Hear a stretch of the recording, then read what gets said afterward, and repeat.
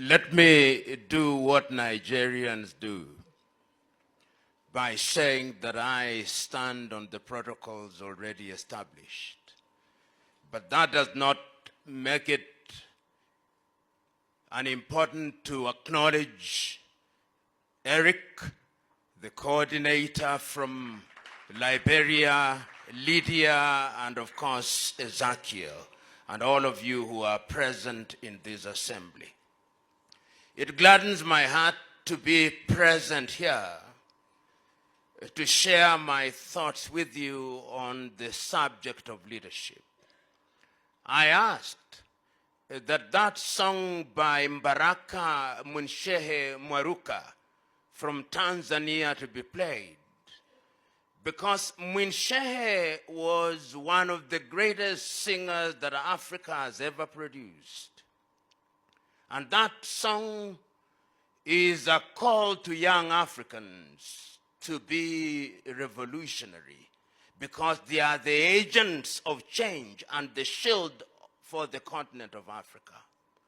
One day, I hope that the Tanzanians present here will cause that song to be subtitled so that it's understood by others. The other song that I would have wanted to be played is by the Congolese musician Franklin Bukaka, Afrique Bujara, in which he talks about the continent of Africa, and which used to be a tune during our news here in Kenya for a long time. Oh, Africa. Some of you will remember. Those were great songs. And I say this because we live in a continent where it's easy to appreciate songs sung by others, but we never appreciate our very own. And I want to use this occasion to remind us that this mother continent will only rise when we begin to appreciate our own. The lesson of history is one and consistent, that it is only we who can change the continent of Africa. This desire for change is not one that is new. It has been with us. And when today we are talking about leadership, and I listen to my good friend Ezekiel, and I agree with him when he says that leadership is not about titles. In the continent of Africa, we are quick to call individuals who occupy public office leaders. I don't. Leadership is about the ability to serve without expectation of any benefit. Until the day that we recognize that, our continent will never realize our potential. You know, this morning, as I was walking between 5 and 5:30, I asked myself, what should I talk about? And even yesterday, I agonized whether I should write a speech. And I said I should not. And if I'm to write one, I'll write one after I've spoken for your own records. But this morning, I was thinking about the question of leadership, particularly how leadership of the political kind has kept Africa in the lower rungs of human development.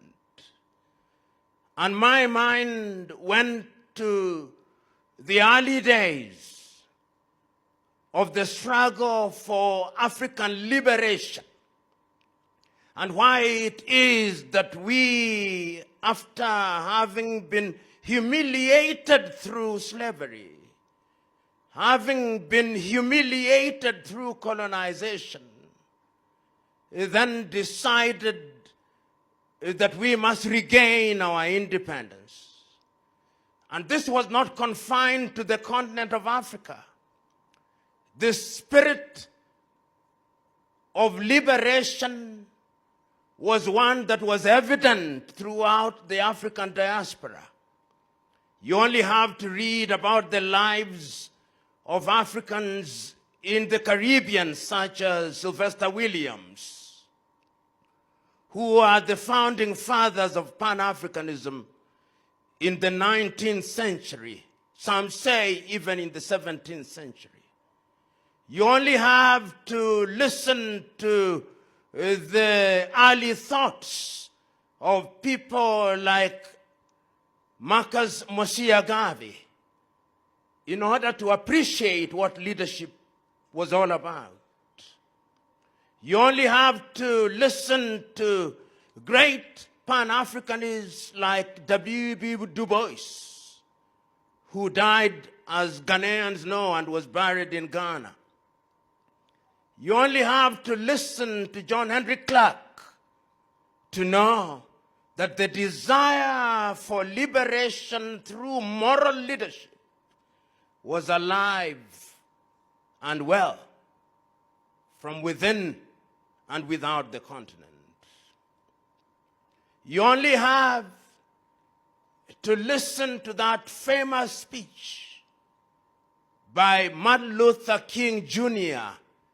in the month of August in 1963, the speech, "I Have a Dream."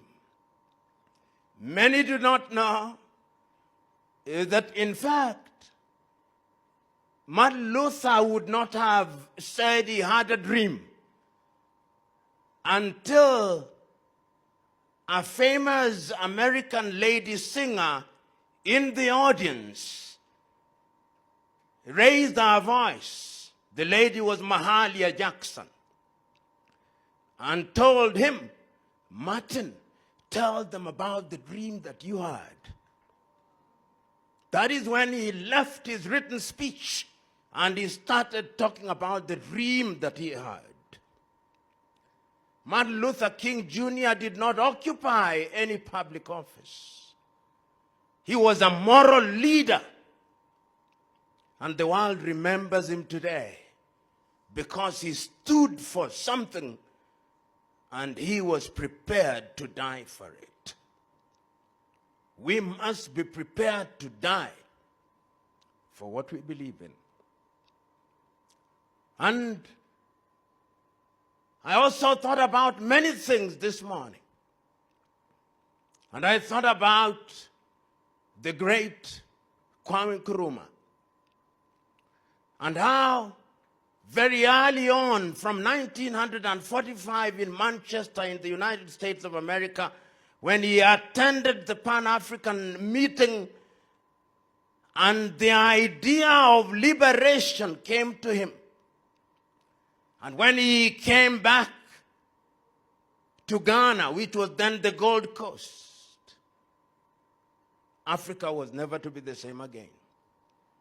And you will remember that before he was admitted at the University in Lincoln in the United States of America, where he was to meet Nigeria's Nnamdi Azikiwe, when he was asked to write his personal statement, this is what he said: "So much to be done, so little time. So much to be done, so little time." And in 1958, in Accra, Ghana, he called all Africans of goodwill to Accra. There was no internet, there was no social media, but they assembled there.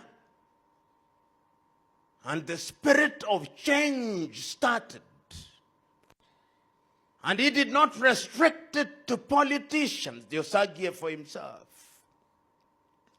He wanted all Africans to have their hands on deck to change the continent of Africa economically, socially, culturally, and otherwise.